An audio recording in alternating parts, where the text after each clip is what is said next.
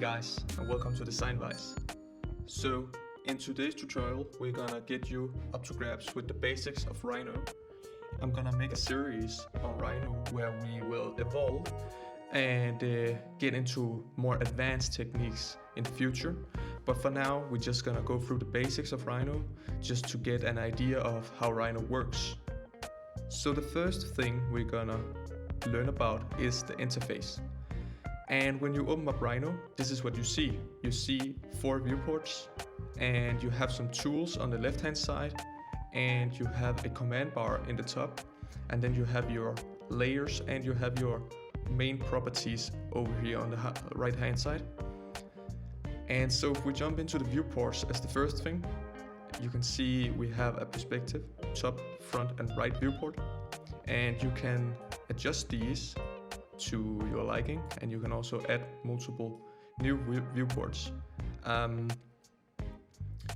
I usually just have it like this, as it serves my purpose when I model, and I think it's great that you can both see your model in plan and you can see it in sort of elevations in the front and right viewport. And for modeling, I mainly use the perspective, as you can see your model in 3D over here. You can engage with these different viewports by double-clicking on the name, and you can see you will extend the viewport like this, and if you double-click it on again, you will get back to where you started. You can see this one is blue-ish right now, and that's because that's the viewport I have engaged. So if I do any command like zooming in, like for this instance, like zoom selected to my model, it will only happen in this viewport, whereas if I click on this, you can see this one turns blue now. So if I just quickly draw a cube, you can see like if I zoom selected to this one here, it will happen in the perspective view, whereas if I engage this view over here and I mark the model again and I zoom selected, then it will happen in this view. If we just go back to the cube I just made, you can see that right now it's like see-through, and that's because we are in wireframe mode. And the wireframe mode can be changed if you click this drop-down menu. You can see we have different types of view here. I usually use the shaded one, so you can see the faces of your geometry instead of looking through it, and you can also change it to like rendered, which looks like this. I use the shaded one because it represents your model quite well, but it won't take up too much space on your computer, which is good when we are making more complex models. To like navigate around your geometry here, you can right click and you will like rotate or pan around it. If you press shift right click, you will move like this, and if you press control right click, you will zoom in and out. Just drag your mouse forward and backwards and you will zoom in and out.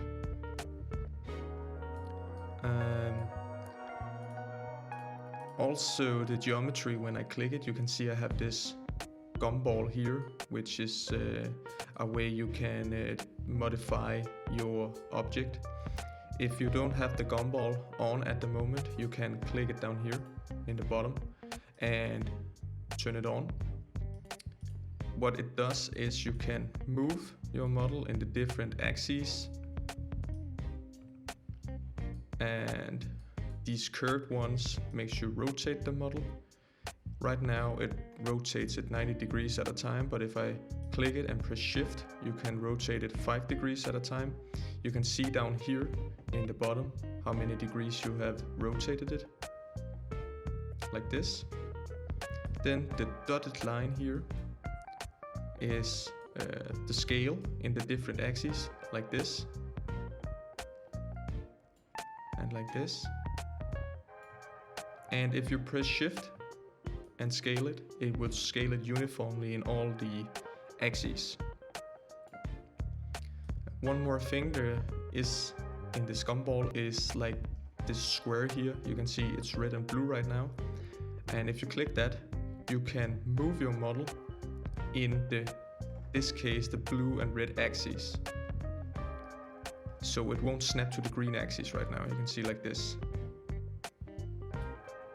And if you move around, you can see here is a green and red one. So that's the same, you just move it in the green and red direction. And if I move to this side, you can see there's a blue and green one, which moves it in this direction. There is a bit of change in the gumball if I draw like a curve. You can see suddenly I have this small circle in the middle here, and what that does is that if you click that and you drag it, it will extrude the curve like this, and you will have a surface. And this is also turned on for the surfaces. You can see here, so I can extrude the surface in this direction, and I will have a poly surface in the end.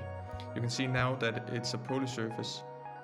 It won't have this ball in the middle here because you haven't like chosen anything to extrude. So yeah, that's a bit about the overall interface. So let's talk a bit about the tools we have in Rhino. We have, as I said, on the left hand side, we have a couple of tools here. Those are the main tools you are probably gonna use for modeling, architectural modeling.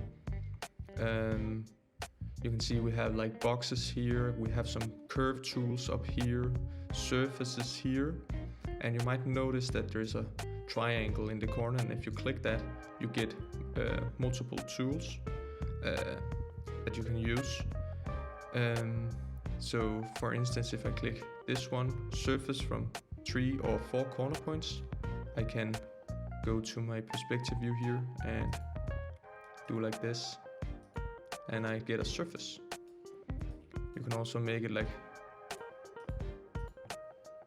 this, and you get a surface looking like this. You also have the curve tools here, and if I extend this, you just get some different curve tools that you can use. And you have like this polyline segment here where you can draw like linear lines from point to point. There's also the NURBS tool or control point curve, which makes like a bended curve from control points. So you can see here that if I do like this, you can see that if I click it, that these points out here, they work like of some sort of tension towards this curve, right? So these points will like try and drag the curve in this direction, but there's also these points that, yeah, I hope you get the idea, because it's just like an average of these points here, right? So these are the control points, and you can change the control points. Like if I click it and drag it, you can see it affects the curve, and if I drag it upwards, it also affects the curve. So that's the difference between this polyline and control point curve tool.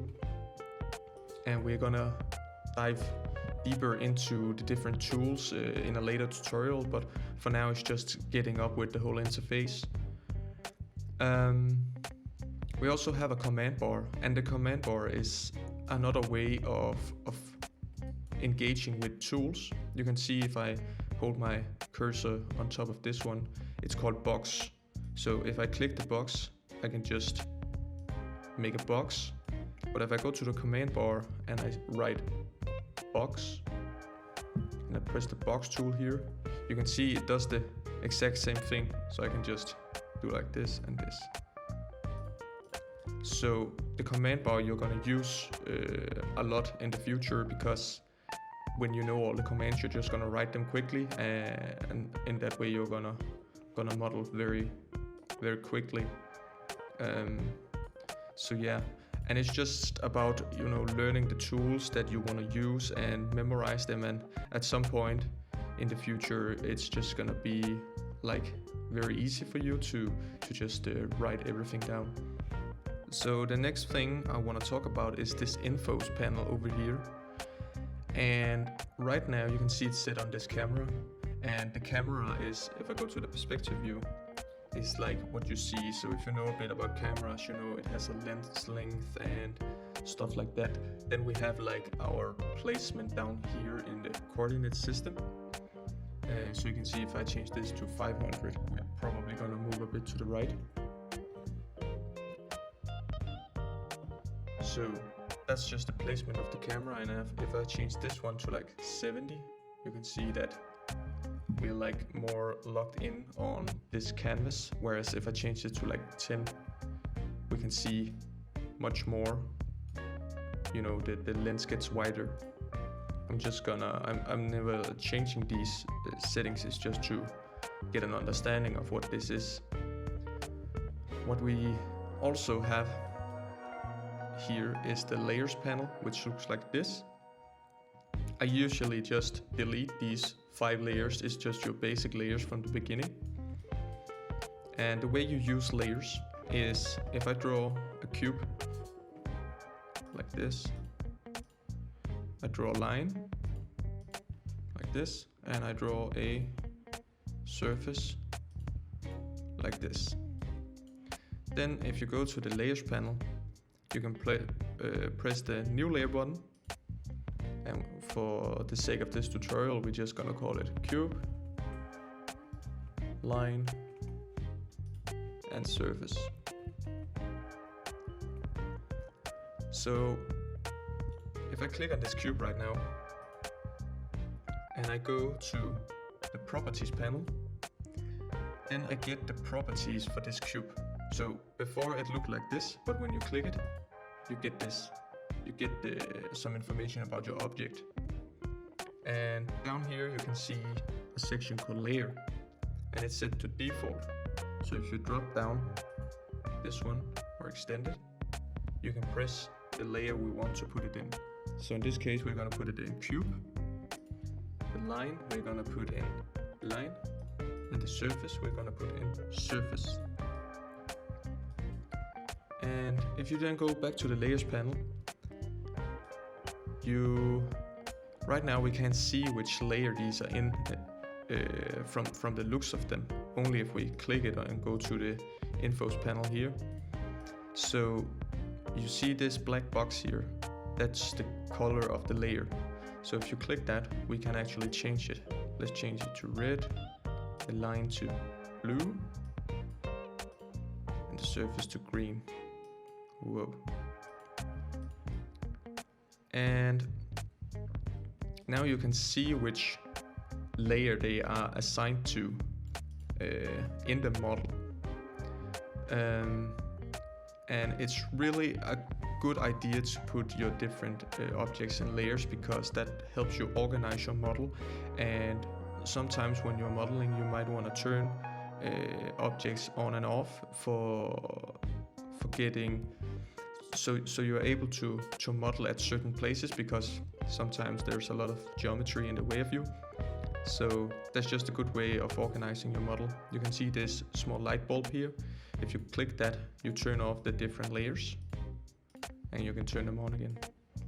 And if I just copy these, and you can copy objects by holding down Alt and just dragging.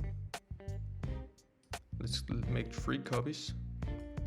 You can see if I were to mark all the cubes, and let's say that was quite difficult because there was stuff in the way, I could either turn these on, off and mark these, or you can go to the layers, right click and press select objects like this. So that's a really good way of marking your geometry. And if you know you're gonna draw something in a specific layer for a long time, you can double click on this and you can see there is this this one is assigned, right?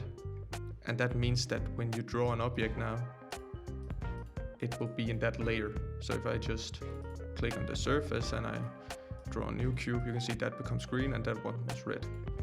So that's just a really nice way of organizing your model, and it's a good idea to get used to using layers pretty quickly, because it's just gonna be a lifesaver for you in the future. So let's talk a bit about the tools we have in Rhino. We have, as I said, on the left hand side, we have a couple of tools here. Those are the main tools you are probably gonna use for modeling, architectural modeling. You can see we have like boxes here, we have some curve tools up here, surfaces here, and you might notice that there's a triangle in the corner, and if you click that, you get multiple tools that you can use. So for instance, if I click this one, surface from 3 or 4 corner points, I can go to my perspective view here and do like this, and I get a surface. You can also make it like this, and you get a surface looking like this. You also have the curve tools here, and if I extend this, you just get some different curve tools that you can use. And you have like this polyline segment here, where you can draw like linear lines from point to point. There's also the nerve tool or control point curve, which makes like a bended curve from control points. So you can see here that if I do like this, you can see that if I click it, that these points out here, they work like of some sort of tension towards this curve, right? So these points will like try and drag the curve in this direction, but there's also these points that, yeah, I hope you get the idea, because it's just like an average of these points here, right? So these are the control points, and you can change the control points. Like if I click it and drag it, you can see it affects the curve, and if I drag it upwards, it also affects the curve. So that's the difference between this polyline and control point curve tool. And we're gonna dive deeper into the different tools in a later tutorial, but for now it's just getting up with the whole interface. We also have a command bar, and the command bar is another way of engaging with tools. You can see if I hold my cursor on top of this one, it's called box. So if I click the box, I can just make a box. But if I go to the command bar and I write box, and I press the box tool here, you can see it does the exact same thing. So I can just do like this and this. So the command bar you're gonna use a lot in the future, because when you know all the commands, you're just gonna write them quickly, and in that way you're gonna model very, very quickly. So yeah, and it's just about, you know, learning the tools that you want to use and memorize them, and at some point in the future it's just gonna be like very easy for you to just write everything down. So the next thing we're gonna be looking at is these properties down here in the bottom, right? So if I just start out by making a linear line like this, and I'm gonna make a circle as well, like this. Let's say I wanna engage with these two. If I just turn on the top view here, like for instance, I wanna make a line from this end here and upwards. You will see right now that I cannot snap to the object. You might be able to snap to the object at the moment, but I can't. And one of the reasons that I can't is that you can turn off these object snaps in the bottom. So right now, if I turn on the endpoint object snap, I can snap to the end here and the end here. If I turn on the middle point object snap, I can draw a line from the middle here. And you might see that when I drag a line now, it won't be linear. and that's because I haven't turned on the ortho down here. So this one just snaps like to 90 degrees in every direction like this. You can also turn on the grid snap, then it will snap to these cubes here. So if I drag a new line here, you can see it will snap to the grid down here. What goes for the circle, you can see right now I can find the mid of the circle and I can find the end, but I can't find the points up here. And that's because you need to turn on the quad object snap. So now you can see I can snap to this quad point here and this quad point here. Let's say I were to draw a line from here and I wanted to touch the circle in just one point here. For that I can turn on the tangent object snap, and you can see when I drag a line here that it will find this point here. Let's say now that I wanted to extend the line to go out to somewhere here, and you can see right now it's just snapping like with this ortho. If I just turn that on, you can see I still can't, you know, drag a line only hitting the circle in one point. What you're gonna do is you're gonna find the point like this, and then you're gonna press the tabulator button like this, and it's gonna get white. And what that means is that right now the line is snapped to this direction. So if I move the cursor, you can see it's just gonna go in this direction. And then I can type in like a length, let's say 1000, let's say 100, press enter. That was not enough. I can just snap to this point again. Let's write 400, like that, press enter, and press enter to end the command again, like that. Then you can see we have drawn a line that only touches the circle in one point. The perpendicular object snap here does this. If I drag a line from here towards this curve here, it will snap to the point where the two curves are perpendicular. So you can see that's the way that works. And then of course the Gumball I always use. I also use the planner, which just draws in this plane instead of like another set value. So that I also use.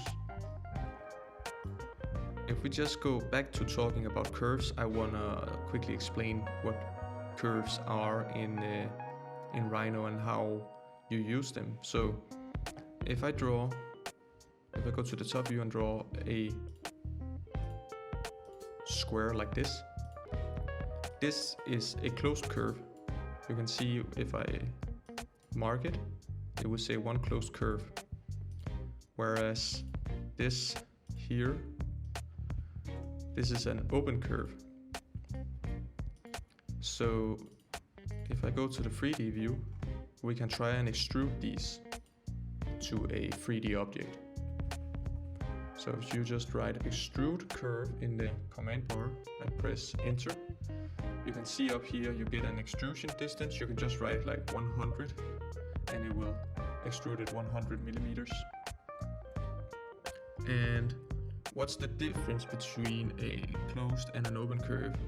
Well, if I draw this, actually, if I just do it again, extrude curve, you can see solid, no. If I press yes, and I press, or I click the mouse, you can see right now I have a solid.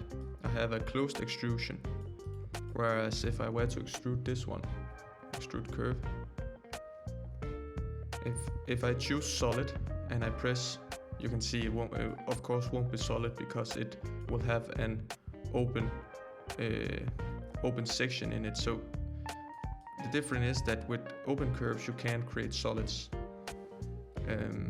So you will have to, of course, if you wanted to make this shape here, you can write close curve and it will create the last linear segment that the curves need to make it a closed curve. And now I can make it a solid like this. if we just go back to the extrusion, it's very important that when you use the command bar that you read what Rhino says up here and you check all of these values that you can set, because if something isn't going to plan, it's just so much easier to see if it's something up here that you missed. So Rhino will actually guide you through all of this, which is really nice when you are modeling. You can see I can also press the both sides, which means it will extrude it to both directions, in both directions. I don't usually use that, but if you are gonna use that, then it's quite cool. You can also choose the direction. So if I click direction, and if I go to like the front view and I make like a direction like this, I click the point here and I click a point here, you can see I can extrude it in that direction instead. But of course I don't really do that much either, because the things I design are quite square and geometric in that sense. So yeah, that's a bit about the curves.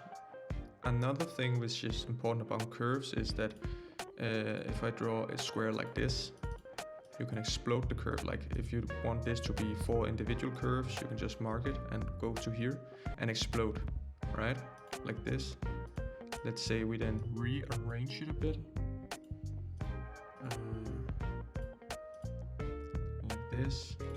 And we make like a new curve here and here. And if you then want it to be one curve again, one closed curve, you can just go out here and press join. And then when I press it again, it's one closed curve, like this.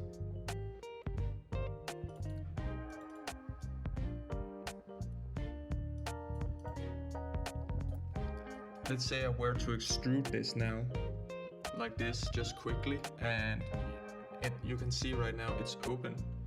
And you don't want it to be open, you can just mark the geometry and write cap, and that will put like a cap on top and the bottom of the geometry like this. The only thing that is demanded by the program is that the curves you make are planar. Like if they were like this, if I were to extrude this and I write cap, you can see unable to cap one object, the openings did not have closed planar loops of edges. So it's important to make them planar. And let's say you have imported some curves that you have to extrude from another program, and the curves are not planar. Then instead of sitting and marking every point, you can write set point, S-E-T-P-T, and that gives you an option to set the X, Y, and Z values for all of these curves, or all the points that describes this curve, right?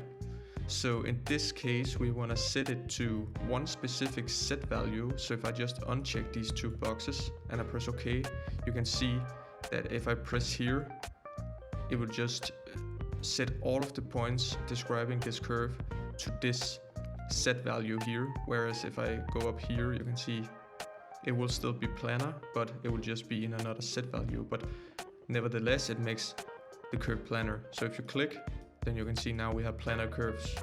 And that's also a great tool, knowing when you're importing geometry from other CAD softwares. I've used it a lot, and it's been a lifesaver for me and saved me a lot of time. So the last thing I want to talk about today is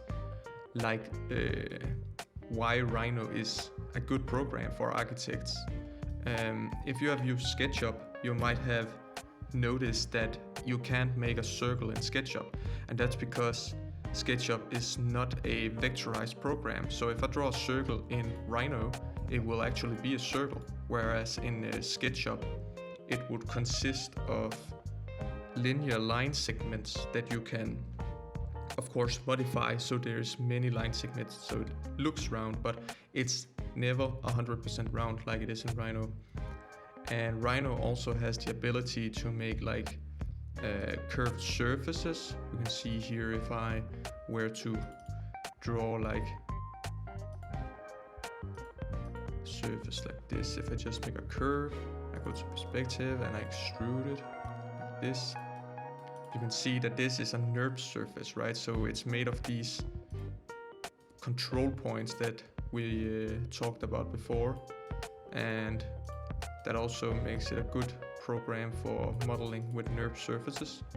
Of course, you can also make mesh modeling in Rhino, but as an architect, I don't use that much. But mesh modeling is like a model described by polygons. So this one is described by these NURBS control points, whereas this is like, it's hard to see, but it's actually linear segments. So this is, if I explode it again, I can explode it, ungroup.